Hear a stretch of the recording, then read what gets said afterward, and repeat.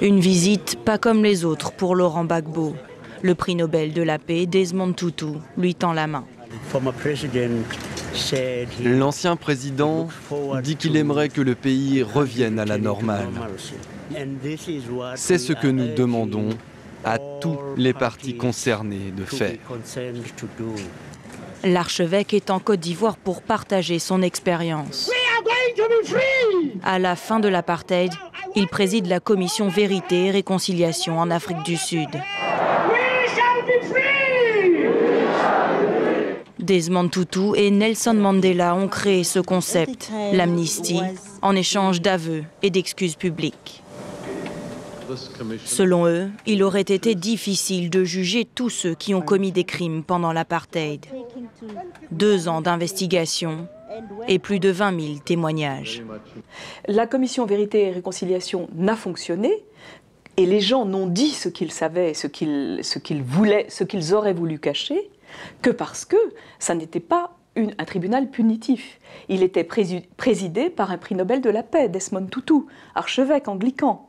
Ça n'était pas un juge professionnel. Mais pour l'instant, la commission en Côte d'Ivoire semble prendre une autre direction. Le président Ouattara exige que tous les suspects soient jugés, y compris Laurent Gbagbo. Alors, lors de son discours d'investiture le samedi 21 mai, Alassane Ouattara a beaucoup parlé de réconciliation, de rassemblement. En revanche, il a très peu parlé de pardon. C'est le mot qui a peut-être manqué dans son discours. Alors, peut-on se réconcilier sans pardonner ? Eh bien, nous avons posé la question à Charles Konan-Banny, qui préside donc cette commission Dialogue, Vérité et Réconciliation. Charles Konan-Banny, nous avons assisté à l'investiture d'Alassane Ouattara. Le mot pardon n'a pas été grandement prononcé. Est-ce qu'on peut se réconcilier sans pardonner ? Le mot pardon n'a peut-être pas été prononcé parce que ce n'était pas son rôle de dérouler le processus de réconciliation. Mais ce qui est important, c'est qu'il a prononcé plusieurs fois le mot réconciliation. Mais on ne peut pas se réconcilier sans pardonner. Donc c'est implicite, c'est même presque explicite. Comment voulez-vous vous réconcilier si vous ne pardonnez pas? Il n'est pas question d'oublier. Je crois que ça a été dit aussi. Parce que la formule que nous devons retenir, qui est célèbre d'ailleurs, plus jamais cela. Mais pour que plus jamais cela, il ne faut pas oublier. Il ne faut pas demander aux gens d'oublier coûte que coûte, mais de pardonner sans aucun doute. Mais le pardon aussi, il faut le mériter. Il ne peut pas avoir pardon s'il n'y a pas reconnaissance de la faute commise, s'il n'y a pas repentance, s'il n'y a pas regret d'avoir fait ce qui a entraîné cela. Je crois que tout ça est compris dans l'objectif poursuivi, qui est la réconciliation. Alors justement, avouer ces crimes, les reconnaître, vous dites que ça va avec cette notion de pardon, et c'est justement l'objectif de votre commission Vérité et Réconciliation. Est-ce que vous pouvez nous en dire un peu plus? Comment elle va fonctionner, cette commission? L'objectif, c'est de rassembler le peuple de Côte d'Ivoire, c'est de le réconcilier, que la Côte d'Ivoire se réconcilie avec elle-même et qu'elle se réconcilie sur ses valeurs fondatrices, qui ont été excellemment rappelées par le président Ouattara dans son discours. Maintenant, le pardon, c'est un moyen. C'est un moyen. Donc, comment la commission va fonctionner? D'abord, merci de me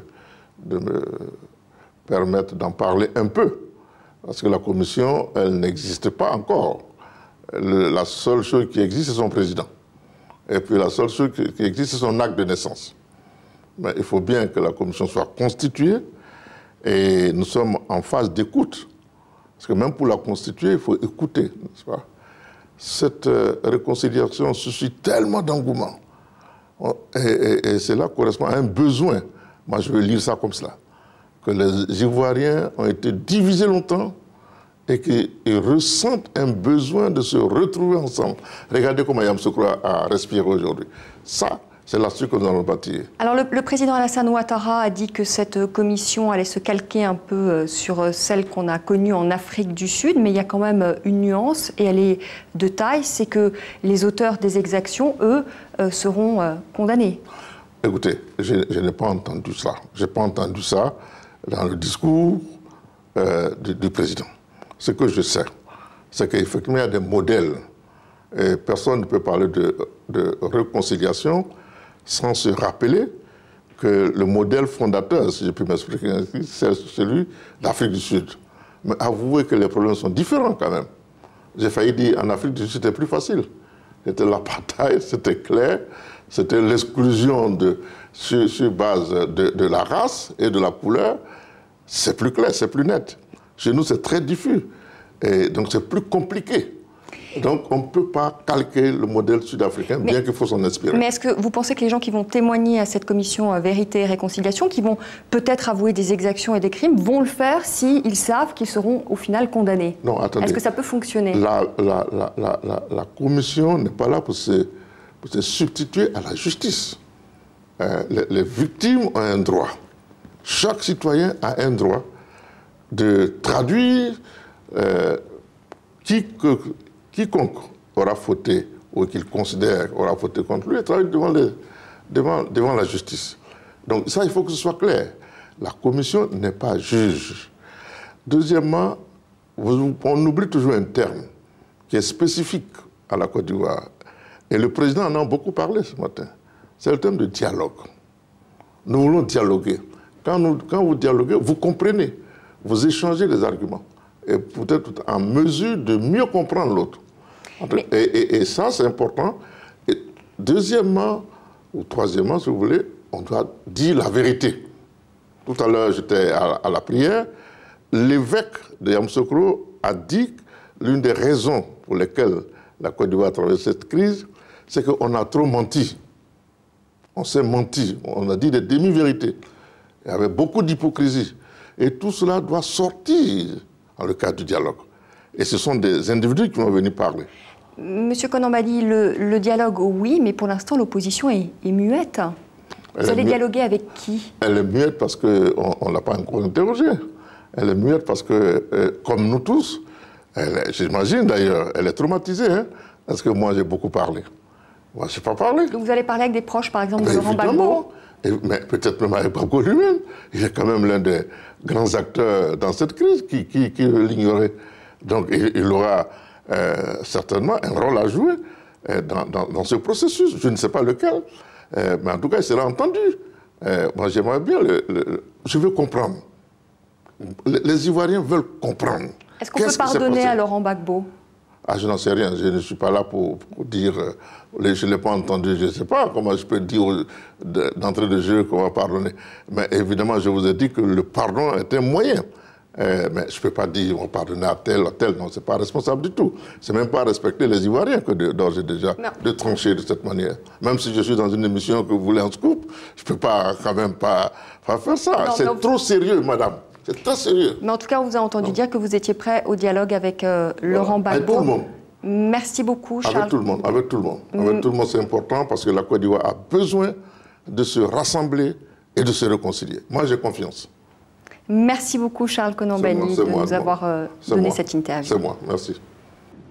Alors, Eugène Djoué, il y a quand même une grande nuance avec le modèle sud-africain. C'est qu'en Afrique du Sud, on avouait et les crimes étaient pardonnés. Il n'y avait pas de poursuite. Ici, on va avouer, mais il y a des risques de poursuite. Est-ce que vous-même, vous allez témoigner devant cette commission Dialogue, Vérité et Réconciliation, sachant que vous risquez des poursuites? Oui, bien sûr, nous allons témoigner. Nous avons été acteurs de la politique en Côte d'Ivoire, je vous dis, depuis 1990. L'important de ce qui se déroule aujourd'hui, c'est de savoir tout ce qui s'est passé, selon moi, pour que effectivement on puisse rectifier ce qui a été pas bien correct. Or, je crois que en ce qui concerne les poursuites, ce n'est pas cela que nous allons mettre en avant de nos actions. Il est d'abord de rechercher ce qui va pouvoir protéger le pays, ce qui va pouvoir permettre, n'est-ce pas, aux Ivoiriens de se réconcilier, de créer la cohésion sociale. Madame, il y a une grosse fracture dans cette société ivoirienne. Et si on ne se parle pas, si on ne dit pas un certain nombre de choses, si on ne dit pas véritablement ce qui s'est passé, je crois que cela risque d'être difficile. C'est pourquoi il faut qu'on rassure tout le monde pour que tout le monde parle. Moi, je vois avant avant la commission, avant les moments de fonctionnement de la commission, il faut travailler. Il faut travailler, il faut que chacun s'approprie ce processus pour parler, pour créer des espaces d'échange, pour que les gens se parlent. Et pendant, et après, il faut continuer. Parce que pour moi, l'essentiel, effectivement, le président de la commission parle de pardon, mais l'essentiel pour moi, c'est de désarmer les cœurs. Il faut arriver à désarmer les cœurs. Il faut arriver à désarmer l'esprit. Il faut arriver à faire en sorte que, effectivement, les Ivoiriens sachent que ce qui s'est passé est mauvais et il faut que ça s'arrête. C'est pourquoi, pour moi, il y a des conditions dans pour une réconciliation vraie. Il y a des conditions. Il ne faut pas que cette réconciliation soit une réconciliation des forts contre des faibles. Il ne faut pas que ce soit une réconciliation des bons contre des mauvais. Et je crois que dans une réconciliation vraie, la théorie du bouc émissaire ne paye pas. Sinon, si on trouve tout de suite, on croit qu'on a déjà trouvé, comme telle est souvent des fois la pensée ou la volonté, l'intention de certains. Si on croit pouvoir avoir déjà trouvé tout juste ceux qui ont commis des actes, comme on parle souvent de fessis, ce qui ne me plaît pas. Si on croit qu'on a déjà trouvé ces fautifs, donc, on n'a que les apprendre, les prendre, les jeter en prison, et puis tout est réglé. Mais ce n'est pas ça. Il est question que les Ivoiriens viennent et chacun parle des témoignages et qu'on regarde réellement ce qui s'est passé pour qu'on puisse rectifier le tir, créer la cohésion sociale et faire en sorte que la Côte d'Ivoire, les Ivoiriens ne revivent plus ce que nous avons vécu. Eugène Djoué, est-ce que vous êtes prêt à assumer le risque de poursuite si vous allez témoigner? Mais je suis Ivoirien, je crois que, monsieur, je vous l'ai dit, la poursuite n'est pas plus importante aujourd'hui que ce pays que nous voulons sauver. Pour moi, ce n'est pas le plus important. Le plus important, si on poursuit quelqu'un, il faut que cela contribue, il faut que cela puisse contribuer effectivement à régler la question fondamentale qui a plongé la Côte d'Ivoire dans cette crise. Maintenant, si on doit poursuivre, parce que c'est le plus faible, bon, on trouvera, mais la crise restera parce qu'on n'aura pas trouvé la cause profonde. Et cette réconciliation ne serait donc pas sincère. Imam Cissé, les aveux contre le pardon, on le disait, ça a fonctionné comme ça en Afrique du Sud. Là, ça sera des aveux et sans doute avec des poursuites judiciaires derrière. Est-ce qu'il n'y a pas finalement une antinomie entre justement l'aveu qui a volonté, on discutait avec Jean-Karim Pham, de catharsis et ce bâton, cette épée de Damoclès avec ce risque de poursuite judiciaire. Est-ce que ce n'est pas antinomique? Comment ça peut fonctionner finalement? Je pense que cette réconciliation à la sud-africaine est un scénario parmi tant d'autres scénarios qu'il faut mettre ensemble. Il y a donc cet exemple de réconciliation en Afrique du Sud qui a marché. Il y a des éléments fort intéressants qui peuvent être récupérés par ceux qui vont être chargés de conduire la réconciliation. Il y a eu des problèmes au Kosovo. Il y a eu un processus de réconciliation.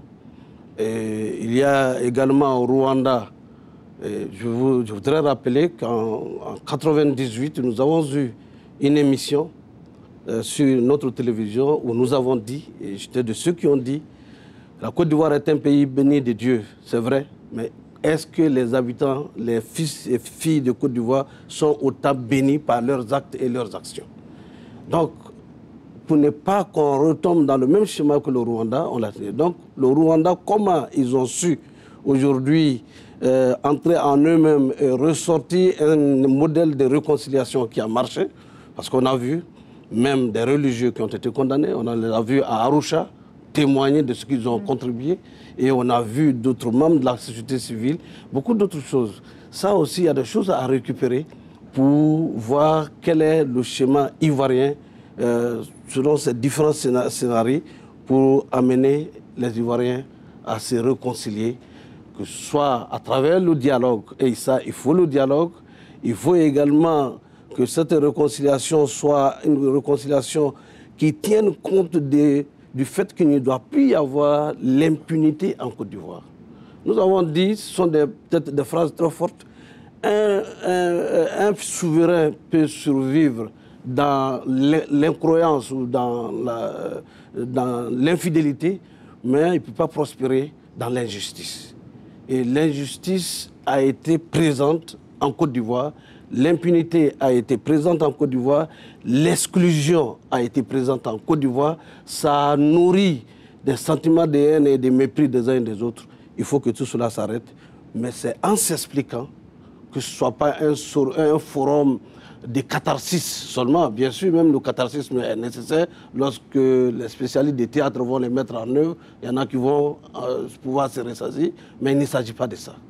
Il s'agit d'être rationnel et de faire en sorte que les différents problèmes adressés aient leur solution et que chacun se retrouve dans les solutions qui vont être proposées. Merci à tous les trois d'être venus sur le plateau de France 24 pour participer à cette émission spéciale. Alors la réconciliation en Côte d'Ivoire passe par une reprise de l'économie. Si les Ivoiriens retrouvent le chemin de l'emploi, eh bien peut-être que les rancunes seront moins tenaces. Les défis qui attendent le président Ouattara sont nombreux. Il faudra notamment réformer la filière cacao. La Côte d'Ivoire, je vous le rappelle, est le premier exportateur mondial de cacao, une filière qui a beaucoup souffert de la crise. Aurore Dupuis.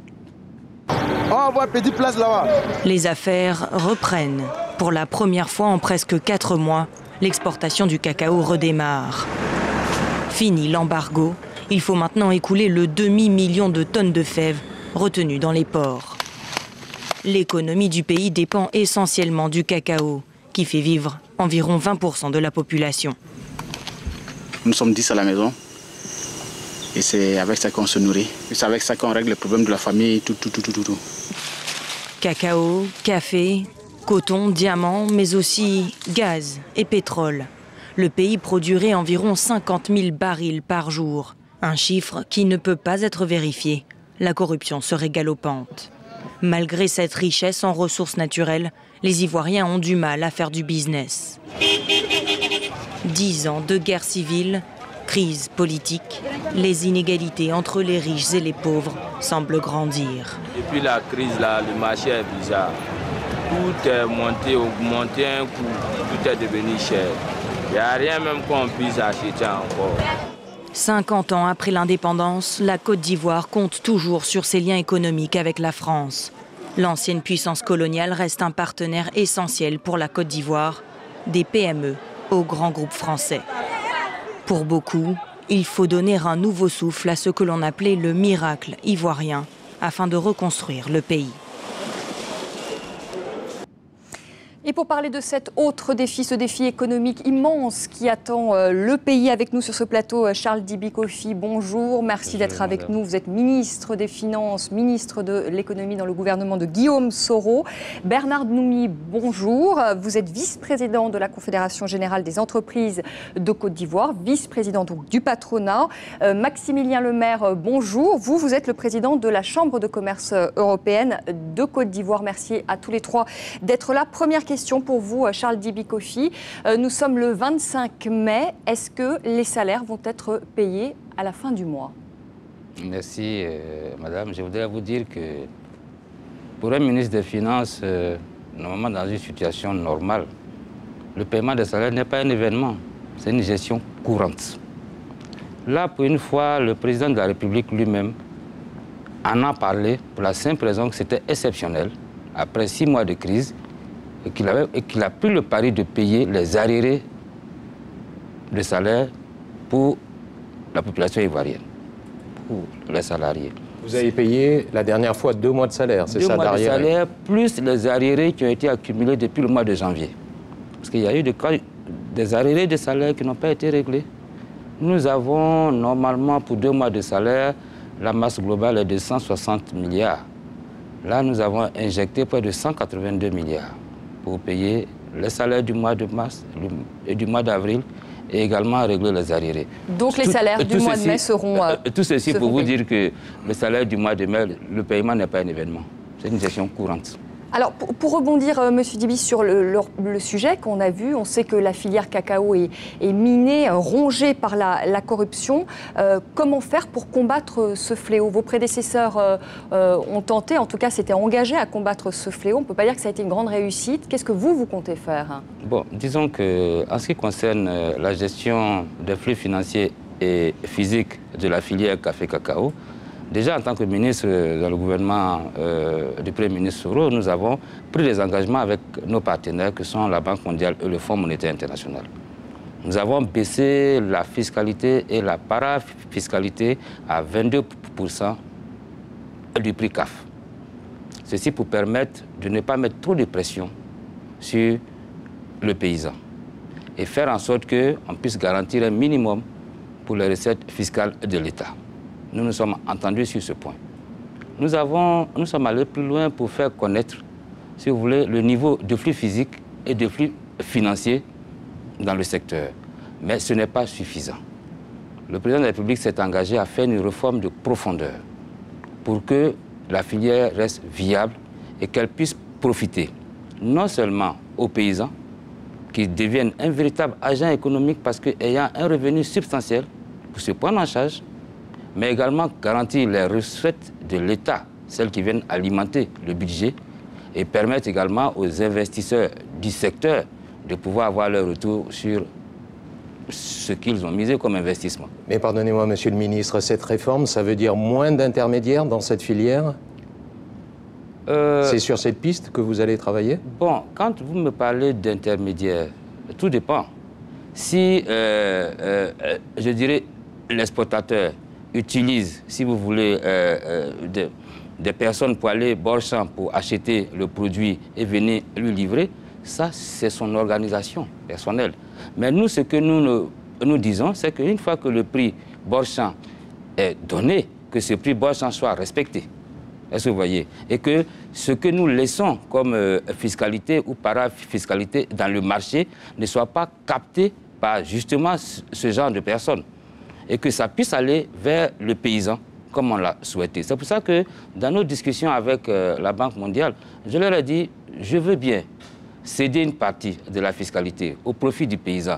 Mais donnez-moi la preuve que ça ira effectivement au paysan et non que ça ne sera pas capté par ces intermédiaires. Aujourd'hui... Pardonnez-moi, ces intermédiaires, vous êtes en mesure de les contrôler ou de les discipliner? Mais vous savez, quand vous êtes en marché, en système de marché, et que c'est la concurrence et que c'est le marché qui joue le jeu, on n'est pas en système directif. Mais il faut quand même essayer de mettre un minimum de garde-fous. Je pense que ce que vous voulez dire, c'est en fait toutes les personnes qui gravitent autour de la filière et qui n'ont rien à y faire. Je crois que c'est ça que vous parlez. Et Dieu sait s'il y en a. Voilà, mais je crois que ce qu'il faut, c'est que tous ceux qui, normalement, doivent être dans le système, y soient. Chacun accomplissant son devoir pour avoir le revenu qu'il en attend et qui est un revenu juste. Je crois que c'est ça qui est important. C'est d'autant plus important pour nous que la filière agricole est une filière qui utilise aujourd'hui, disons, pratiquement 60% de la main-d'œuvre active de la Côte d'Ivoire. Donc c'est un domaine qui n'est pas à négliger. Donc ça demande, je pense que le gouvernement a pris la décision de réorganiser cette filière, d'entreprendre des réformes. Nous l'y encourageons vivement, parce qu'effectivement, pour nous, c'est une niche importante de main-d'œuvre et de ressources financières. Je crois que c'est cela. Et les intermédiaires, en tant que tels, je crois qu'il faut distinguer, monsieur le ministre a raison de dire, que vous entendez par intermédiaire. Est-ce les gens qui, dans le cadre normal disons, de cette activité économique, interviennent parce qu'on a besoin de mettre en relation des gens, on a besoin de vendre, on a besoin d'acheter? Ceux-là, à mon avis, ce sont les intermédiaires que j'appelle les intermédiaires légaux et qui sont dans le système. Mais ceux qui, justement, profitent pour s'enrichir indûment et qui n'ont rien à y faire, effectivement, nous pensons qu'il faut absolument les mettre hors de portée. Maximilien Lemaire, de quoi ont besoin aujourd'hui les entreprises en Côte d'Ivoire après avoir traversé cette crise, des entreprises qui sont très souvent à genoux aujourd'hui? Merci. Oui, en effet, les nombreuses entreprises, je dirais tout le tissu d'entreprises du pays a considérablement souffert des 5 derniers mois de crise, ajouté à des problèmes de gouvernance même pour les périodes antérieures. Mais en effet, les 5 derniers mois ont été très pesants. Alors de quoi les entreprises ont besoin? Nous sommes au niveau de la Chambre européenne, comme le fait la CGECI et la Chambre de commerce et d'industrie, nous fédérons tous nos efforts pour faire l'inventaire. Actuellement, clairement, il y a eu pas mal de dégâts d'abord humains. Et tous, nous avons connu, hélas, beaucoup de décès et de blessés dans nos entreprises. Au-delà de ça, en effet, il y a eu des arrêts de production, donc des pertes d'exploitation. Ensuite, dans les dernières semaines, pas mal de destruction, d'incendies et de pillages. Nous sommes en train de faire l'inventaire. Alors, de quoi avons-nous besoin? Je ne me permettrai pas de paraphraser le patronat ivoirien, mais ce dont on a besoin, c'est vrai, on a besoin d'accompagnement et privé et public. Et est-ce que la machine peut redémarrer? Est-ce que vous êtes en mesure de dire que dans les jours ou dans les semaines qui viennent, les principales entreprises ivoiriennes vont redémarrer et se remettre à produire? Sans hésiter. Je crois qu'il faut faire une distinction quand même. Je crois qu'il a dit une chose qui est importante, c'est que nous faisons un état des lieux. Parce que les entreprises n'ont pas été, disons, détruites à un même niveau. Certaines ont été partiellement détruites. D'autres sont pratiquement en état de reprendre, qui ont leur étude de production. Et d'autres, malheureusement, qui n'ont absolument plus de moyens de repartir, sauf de renaître de leurs cendres. Beaucoup de PME, c'est encore plus difficile. Mais je crois que la volonté, ce que nous avons constaté en tout cas dans nos membres, c'est la volonté de rebondir. Je crois que c'est... Moi, je note cet aspect comme étant important. Personne n'a dit « je n'ai plus envie d'y aller ». Non, au contraire. Et pourtant, parmi ces entreprises, il y a de nombreuses qui ont subi des dégâts depuis 1999. 1999, 2002, 2004, 2011. Pourtant, ces chefs d'entreprise-là ont toujours la volonté, c'est normal. En fait, si vous êtes chef d'entreprise et que vous cessez de l'être, vous n'existez plus. Alors justement, Bernard Ndoumi, nous avons rencontré un chef d'entreprise qui travaille dans le BTP. Son chantier a été mis à l'arrêt durant la crise. Issa Diabaté nous parle de ses difficultés. Nous sommes à la Riviera, quartier résidentiel d'Abidjan, et nous sommes sur le chantier d'Issa Diabaté. Issa, bonjour. Bonjour. Alors ça s'est passé pour vous comment lors des combats ici à Abidjan, hein? Difficile. Le chantier était fermé et j'étais obligé de licencier pratiquement tous les travailleurs.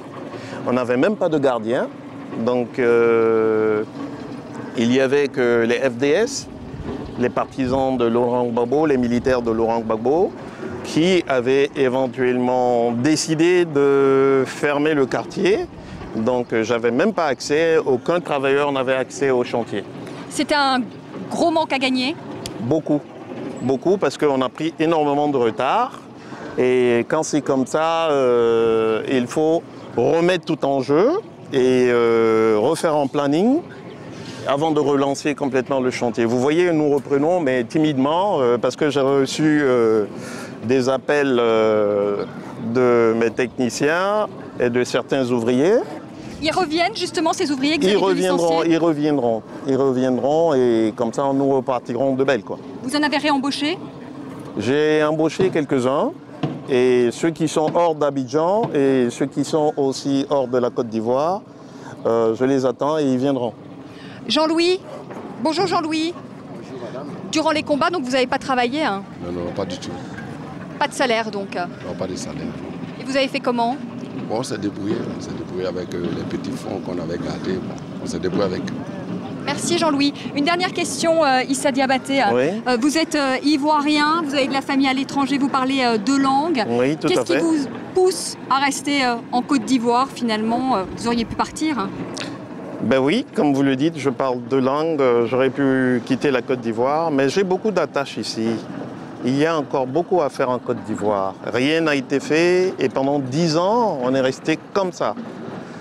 Pas de chantier, pas d'ambition, pas de futur, on voyait rien. On était vraiment... mais là, je crois qu'il y aura éventuellement un changement. Merci beaucoup Issa Diabaté de nous avoir reçus ici sur votre chantier à la Riviera. Merci.